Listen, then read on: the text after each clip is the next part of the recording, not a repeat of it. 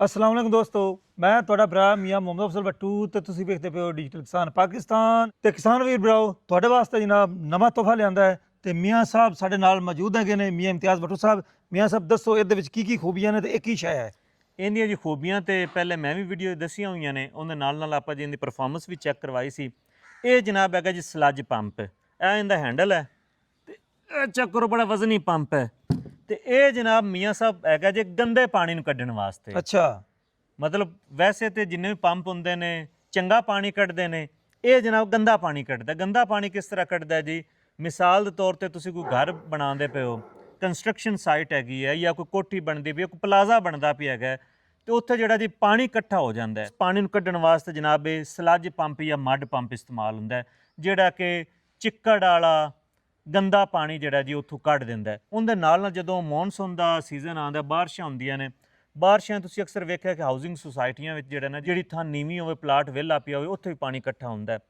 ਅਗਰ ਤੁਹਾਡਾ ਘਰ ਉਹਦੇ ਨਾਲ ਹੈ ਤੇ ਤੁਹਾਡੇ ਖਾਲੀ ਨਾਲ ਘਰ ਦੇ ਖਾਲੀ ਪਲਾਟ ਵਿੱਚ ਪਾਣੀ ਇਕੱਠਾ ਹੋ ਜਾਂਦਾ, ਅਲਟੀਮੇਟਲੀ ਉਹ ਜਿਹੜਾ ਜਿਹਨੇ ਤੁਹਾਡੀ ਬਿਲਡਿੰਗ ਨੂੰ ਨੁਕਸਾਨ ਦੇਵੇਗਾ, ਉਹਦੀਆਂ ਬੁਨਿਆਦਾਂ ਨੂੰ ਨੁਕਸਾਨ ਦੇਵੇਗਾ।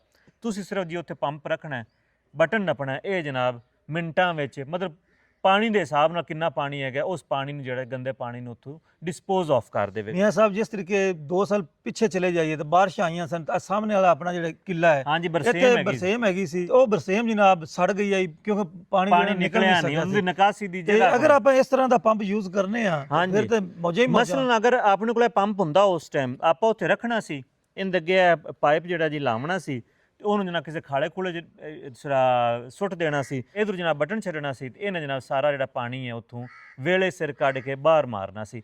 ਇਸ ਤੋਂ ਇਲਾਵਾ ਮੀਆਂ ਸਾਹਿਬ ਮੈਂ ਦੱਸਦਾ ਚੱਲਾਂ ਕਿ ਜਿਹੜੇ ਕਈ ਲੋਕਾਂ ਦੇ ਜਿਹੜੇ ਵੱਡੇ ਵੱਡੇ ਡੇਅਰੀ ਫਾਰਮ ਨੇ, ਉੱਥੇ ਅਕਸਰ ਵੇਖਿਆ ਕਿ ਜੀ ਅਗਰ ਥੱਲੇ ਕੋਈ ਸੋਲੰਗ ਲੱਗਿਆ ਹੋਇਆ ਹੈ ਤੇ ਉੱਥੇ ਮੱਝਾਂ ਦਾ ਗੋਬਰ ਹੈਗਾ ਤੇ ਉੱਥੇ ਪ੍ਰੈਸ਼ਰ ਨਾਲ ਜੀ ਉਹਨੂੰ ਸਾਫ਼ ਕਰਦੇ ਨੇ ਤੇ ਉਹ ਪਾਣੀ ਅਗਰ ਕਿਸੇ ਨੀਵੀਂ ਥਾਂ ਤੇ ਖਲੋਂਦਾ ਹੈ, ਉਸ ਪਾਣੀ ਨੂੰ ਜਿਨ੍ਹਾਂ ਦਾ ਡਰੇਨੇਜ ਸਿਸਟਮ ਅੱਛਾ ਹੈਗਾ ਉਹਨਾਂ ਲਈ ਤਾਂ ਪਰੇਸ਼ਾਨੀ ਨਹੀਂ ਹੁੰਦੀ, ਜਿਨ੍ਹਾਂ ਦਾ ਡਰੇਨੇਜ ਸਿਸਟਮ ਐਡਾ ਅੱਛਾ ਨਹੀਂ ਹੁੰਦਾ, ਅਗਰ ਉਹ ਪਾਣੀ ਕਿਸੇ ਜਗ੍ਹਾ ਤੇ ਖਲੋ ਜਾਂਦਾ ਹੈ, ਤੁਸੀਂ ਜਨਾਬ ਉੱਥੇ ਰੱਖੋ, ਇਹ ਮਿੰਟਾਂ ਵਿੱਚ ਜਨਾਬ ਉਹ ਜਿਹੜਾ ਗੋਬਰ ਵਾਲਾ ਪਾਣੀ ਉਹ ਵੀ ਕੱਢ ਦੇਵੇਗਾ।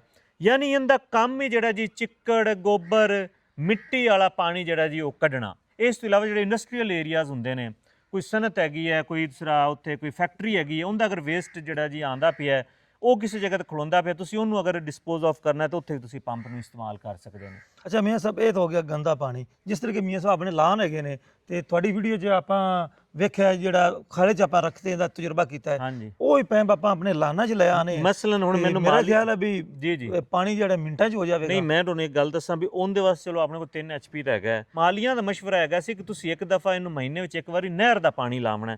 ਅੱਛਾ, ਉਹਦੇ ਵਾਸਤੇ ਤਰੀਕਾਕਾਰ ਕੀ ਹੈ? ਜਿਵੇਂ ਆਪਾਂ ਕੱਲ ਖਾਲੇ 'ਚ ਰੱਖਿਆ, ਇਹਨੂੰ ਜਨਾਬ ਖਾਲੇ ਵਿੱਚ ਰੱਖਣਾ ਹੈ, ਇਹਨੇ ਜਿਹੜਾ ਜੀ ਨਹਿਰੀ ਪਾਣੀ ਜਿਹੜਾ ਜੀ ਆਪਣੇ ਲਾਨਾਂ ਨੂੰ ਤੇ ਪੌਦਿਆਂ ਨੂੰ ਪਹੁੰਚਾ ਦੇਣਾ। ਇਸੇ ਤਰ੍ਹਾਂ ਜਿਹੜੇ ਕਿਸਾਨ ਭਰਾ ਹੈਗੇ ਨੇ ਜਿਨ੍ਹਾਂ ਕੋਲ ਅਗਰ ਕੋਈ ਮੁਨਾਸਿਬ ਇੰਤਜ਼ਾਮ ਨਹੀਂ ਹੈਗਾ ਪਾਣੀ ਦੇਵਣ ਦਾ, ਉਹ ਕਿਸੇ ਖਾਲੇ ਵਿੱਚ ਰੱਖ ਕੇ ਪਾਣੀ ਜਿਹੜਾ ਜੀ ਚੁੱਕ ਸਕਦੇ ਨੇ। ਮੀਆਂ ਸਾਹਿਬ ਇਹ ਕਿਸ ਕੰਪਨੀ ਦਾ ਹੈਗਾ? ਇਹ ਕੰਪਨੀ ਦੇ ਬਾਰੇ ਵੀ ਦੱਸੋ ਤੇ ਮਜ਼ੀਦ ਮਾਲੂਮਾਤ ਦੱਸਣਾ ਭੁੱਲ ਗਿਆ। ਉੱਪਰ ਲਿਖਿਆ ਹੋਇਆ ਜੀ ਅਲਕਰਮ ਪੰਪਸ ਦਾ, ਜਿਹੜਾ ਆਪਣਾ ਪਹਿਲੇ 3 HP ਦਾ ਲੱਗਿਆ ਹੋਇਆ, ਤੁਸੀਂ ਵੀ ਇੱਕ ਰਿਵਿਊ ਕੀਤਾ, ਇਹ ਵੀ ਉਹਨਾਂ ਦਾ ਹੀ ਅਲਕਰਮ ਪੰਪਸ ਦਾ ਹੀ ਹੈਗਾ ਤੇ 1 HP ਦਾ ਹੈਗਾ ਜੀ। ਵਾਪਡਾ ਤੇ ਚੱਲੇਗਾ 220 ਵਾਟ ਜਨਾਬ ਤੇ 2850 RPM ਤੇ ਇਹ ਜਨਾਬ ਚੱਕੋ ਜੀ 1 HP ਤੇ ਇਹ ਜਨਾਬ ਕੀ ਲੱਗਿਆ ਹੋਇਆ ਇਹਦੀ ਜੀ ਬੜੀ ਇੱਕ ਸਾਇੰਸ ਹੈਗੀ ਹੈ। ਮੈਨੂੰ ਇੱਕ ਕਮੈਂਟ ਵੀ ਆਇਆ, ਕਹਿੰਦਾ ਜੀ ਤੁਸੀਂ ਕਹਿੰਦੇ ਜੀ ਆਟੋ ਚੱਲੇਗਾ ਤੇ ਆਹ ਤੁਸੀਂ ਬਟਨ ਛਡਾਉਂਦੇ ਪਏ ਨੇ ਤੇ ਸਿਰਾ ਵੇਖਣਾ ਬਟਨ ਬੰਦ ਕਰਾਉਂਦੇ ਪਏ ਨੇ।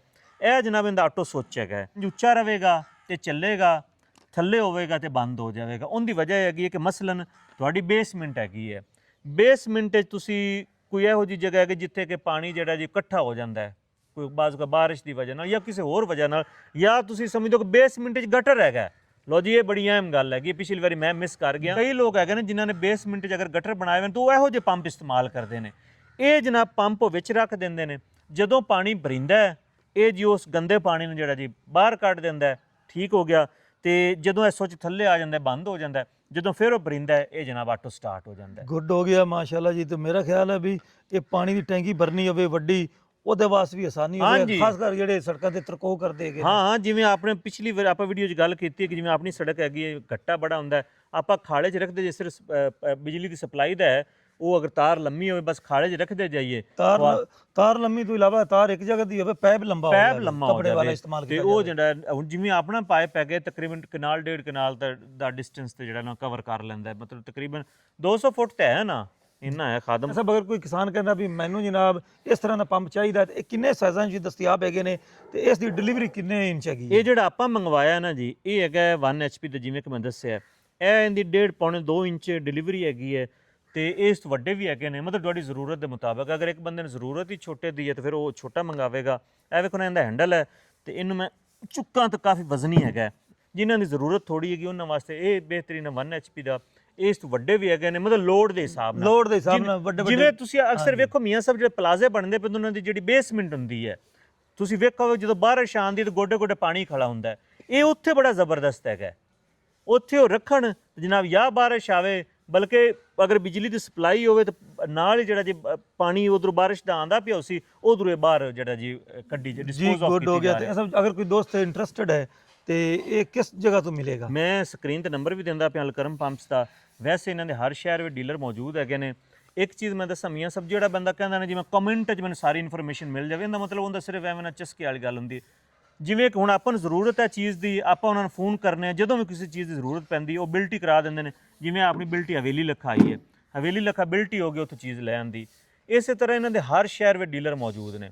ਜਿੰਨੇ ਵੀ ਵੱਡੇ ਜਿਹੜੇ ਦੂਸਰਾ ਸੈਂਟਰੀ ਸਟੋਰ ਹੈਗੇ ਨੇ, ਇਹਨਾਂ ਦੇ ਡੀਲਰ ਜਿਹੜੇ ਨੇ ਜੀ ਉਹ ਅਲਕਰਮ ਪੰਪਸ ਤੇ ਹਰ ਜਗ੍ਹਾ ਤੇ ਮੌਜੂਦ ਹੈਗੇ ਨੇ। ਜਿਵੇਂ ਹੁਣ ਤੁਸੀਂ ਹਿਸਾਬ ਲਾ ਲਓ, ਬੁੰਮਣ ਸ਼ਾਪ ਨੇ ਇੱਕ ਛੋਟਾ ਜਿਹਾ ਇੱਕ ਚੌਕ ਹੈਗਾ, ਪਿੰਡ ਹੈਗਾ, ਉੱਥੇ ਇਹਨਾਂ ਦਾ ਡੀਲਰ ਹੈਗਾ। ਹਵੇਲੀ ਦੇ 3-4 ਡੀਲਰ ਹੈਗੇ ਨੇ। ਇਸੇ ਤਰ੍ਹਾਂ ਬਸੀਰਪੁਰ ਇਹਨਾਂ ਦੇ ਡੀਲਰ ਹੈਗੇ ਨੇ, ਖਾਨੇਵਾਲ, ਸਾਹੀਵਾਲ, ਮਤਲਬ ਹਰ ਪਾਸੇ ਹਰ ਸ਼ਹਿਰ, ਹਰ ਛੋਟੇ ਬੜੇ ਸ਼ਹਿਰ ਵਿੱਚ ਨਾ ਤੁਸੀਂ ਮੌਜੂਦ ਹੈਗੇ ਨੇ ਇਹਨਾਂ ਦੇ ਮੈਂ ਡੀਲਰ। ਮੀਆਂ ਸਾਹਿਬ ਦੱਸਣਾ, ਅਗਰ ਕਿਸੇ ਨੇ ਪੰਪ ਲੈਣਾ ਹੋਵੇ ਨਾ, ਇਹਨਾਂ ਕੋਲ ਕਿਸੇ ਕਿਸਮ ਦਾ ਵੀ ਪੰਪ ਲੈਣਾ ਹੋਵੇ, ਇਹ ਨੰਬਰ ਸਕਰੀਨ ਤੇ ਦੇ ਦਿੱਤਾ ਹੈ। ਉਹਨਾਂ ਨੂੰ WhatsApp ਮੈਸੇਜ ਕਰਨਗੇ ਵੀ ਜਨਾਬ ਮੈਂ ਮਿਸਾਲ ਤੌਰ ਤੇ ਬੰਦਾ ਹੈਗਾ ਜੀ, ਮੈਂ ਹੈਗਾ ਖਾਨੇਵਾਲ ਦਾ, ਉਹ ਸਿਰਫ ਇਹ ਨਾ ਕਹੇ ਜੀ ਮੈਨੂੰ ਪੰਪ ਦੀ ਕੀਮਤ, ਉਹ ਦੱਸੋ ਜੀ, ਉਹ ਪੁੱਛੇ ਕਿ ਜਨਾਬ ਖਾਨੇਵਾਲ ਤੁਹਾਡਾ ਡੀਲਰ ਕੌਣ ਹੈ, ਉਹ ਡੀਲਰ ਦੱਸਣਗੇ, ਤੁਸੀਂ ਡੀਲਰ ਕੋਲ ਜਾਓ ਪੰਪ ਲਓ। ਤੁਸੀਂ ਅਗਰ ਡਾਇਰੈਕਟ ਮੰਗਵਾਉਣਾ ਹੈ, ਇਹਨਾਂ ਕੋਲ ਅਕਾਊਂਟ ਮੰਗਵਾਓ, ਇਹਨਾਂ ਨੂੰ ਪੈਸੇ ਭਿਜਵਾਓ, ਤੁਹਾਨੂੰ ਬਿਲਟੀ ਕਰਾ ਦੇਣਗੇ। ਲੇਕਿਨ ਬਿਹਤਰ ਹੈ ਕਿ ਤੁਸੀਂ ਆਦੇ ਜਿਹੜੇ ਮੁਕਾਮੀ ਡੀਲਰ ਹੈ ਉਹਨਾਂ ਨਾਲ ਰਾਬਤਾ ਕਰੋ। ਤੁਹਾਨੂੰ ਜੀ ਬਹੁਤ ਮਿਹਰਬਾਨੀ ਮੀਆਂ ਸਾਹਿਬ, ਤੁਸੀਂ ਜਨਾਬ ਬਹੁਤ ਕੀਮਤੀ ਇਨਫੋਰਮੇਸ਼ਨ ਦਿੱਤੀ ਹੈ। ਤੇ ਕਿਸਾਨ ਵੀ ਭਰਾਓ ਆਪਣੀ ਜ਼ਰੂਰਤ ਦੇ ਮੁਤਾਬਕ ਤੁਸੀਂ ਇਹ ਪੰਪ ਪੂਰੇ ਪਾਕਿਸਤਾਨ ਵਿੱਚ ਖਰੀਦ ਸਕਦੇ ਹੋ। ਤਾਂ ਹੁਣ ਮੈਨੂੰ ਦਿਓ ਇਜਾਜ਼ਤ। ਤੁਹਾਡਾ ਭਰਾ ਮੀਆਂ ਮੁਹੰਮਦ ਅਫਜ਼ਲ ਬੱਟੂ। ਅੱਲਾਹ ਹਾਫਿਜ਼। ਪਾਕਿਸਤਾਨ ਜ਼ਿੰਦਾਬਾਦ।